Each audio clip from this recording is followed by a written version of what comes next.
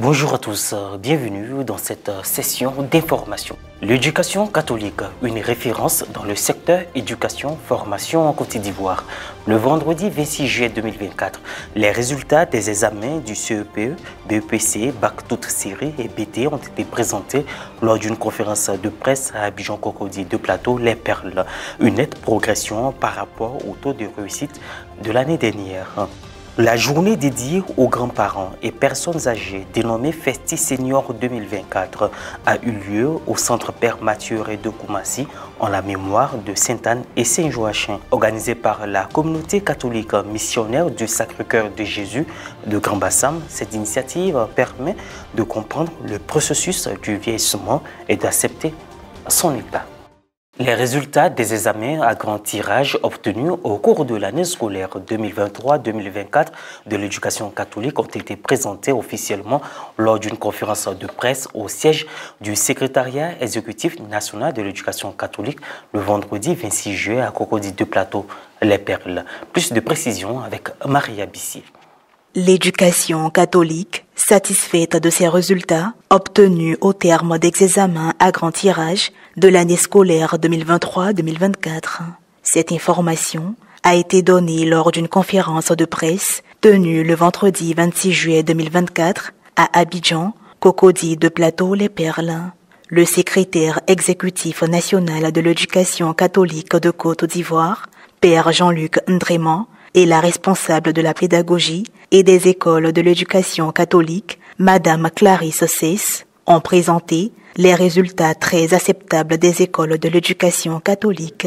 Le taux de réussite de l'éducation catholique au CEPE et à l'entrée en 6e session 2024 est de 96,63% contre 93,25% en 2023, soit un écart positif de 3,38%. Le taux de réussite de l'éducation catholique au BEPC est de 81,51% contre 75,94% en 2023, soit un écart positif de 5,57%.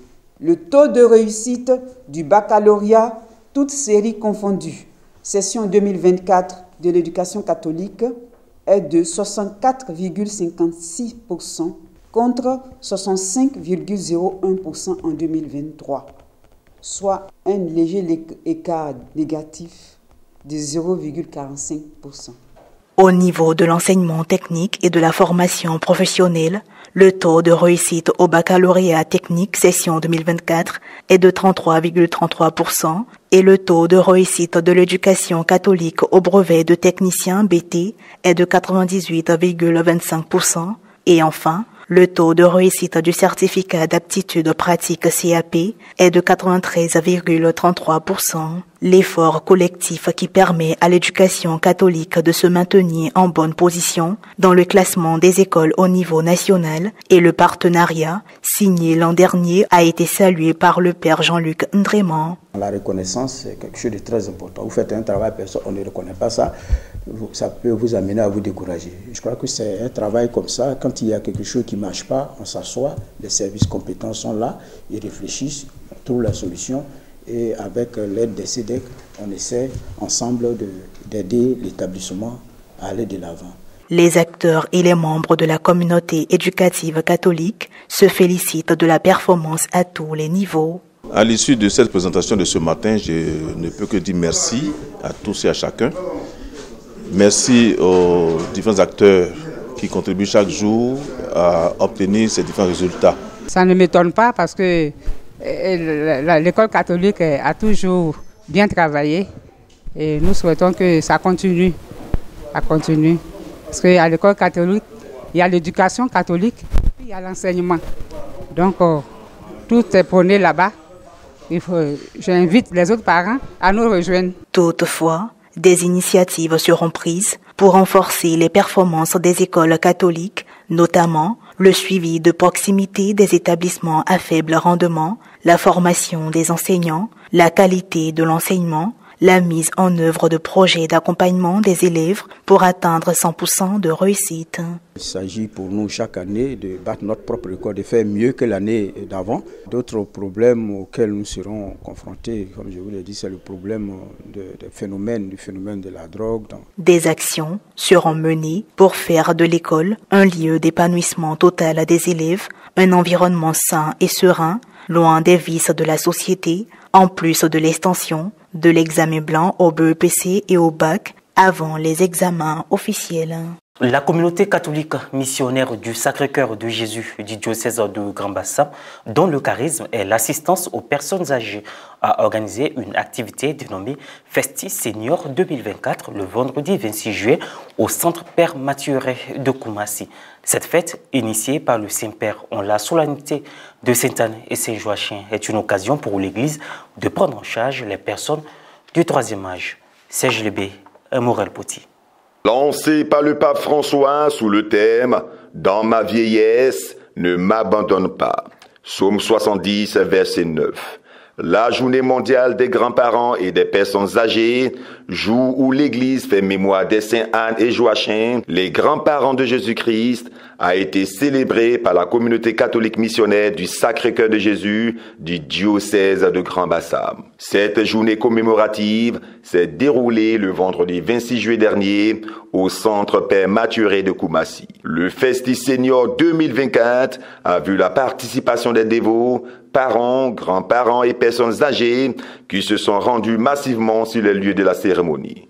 Ceux en présence des pères François Koumina-Kanga, secrétaire exécutif national des œuvres catholiques Sénoc, et Luc Senou, vicaire et aumônier de la Sainte Enfance, représentant le père Euloge Sawadogo, curé de la paroisse Saint-Louis de Gonzagueville. S'en sont suivis les dépistages des différentes pathologies liées au vieillissement, à savoir le diabète, la glycémie, l'accident vasculaire cérébral AVC et autres. Après la prière et le mot du bienvenu du Sénoc, les personnes du troisième âge et les convives ont été entretenus sur différentes thématiques.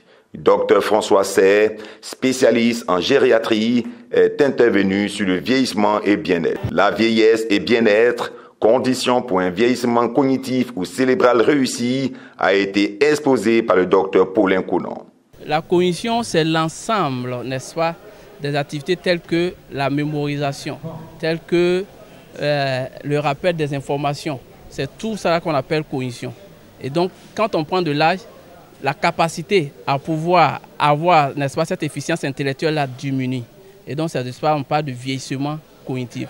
Mais ce vieillissement cognitif-là est la conséquence, n'est-ce pas, de la détérioration de certains aspects au niveau neurologique, au niveau du cerveau. Les grands-parents et parents ont posé des questions pour mieux comprendre les préoccupations soulevées par les différents conférenciers. Par la suite, ils ont rendu grâce à Dieu afin de manifester toute leur gratitude au Seigneur.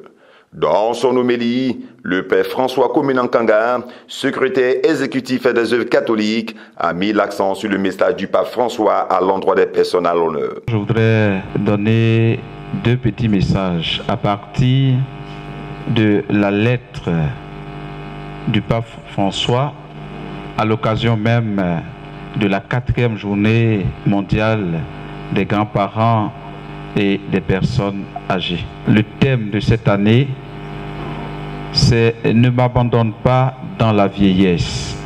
Lorsque l'âge avance et que les forces diminuent, lorsque les cheveux blanchissent et que le rôle social disparaît, avec Dieu, vous avez du prix. Au thème de la messe, un partage fraternel a permis aux convives de déguster les différents mets. Réaction en cette 4e journée mondiale des grands-parents et personnes âgées du diocèse de Grand Bassam. Célébrer les personnes âgées, aujourd'hui pour nous, c'est une grande joie de les voir heureux.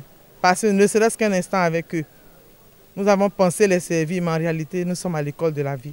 Et avec eux, nous apprenons tous les jours.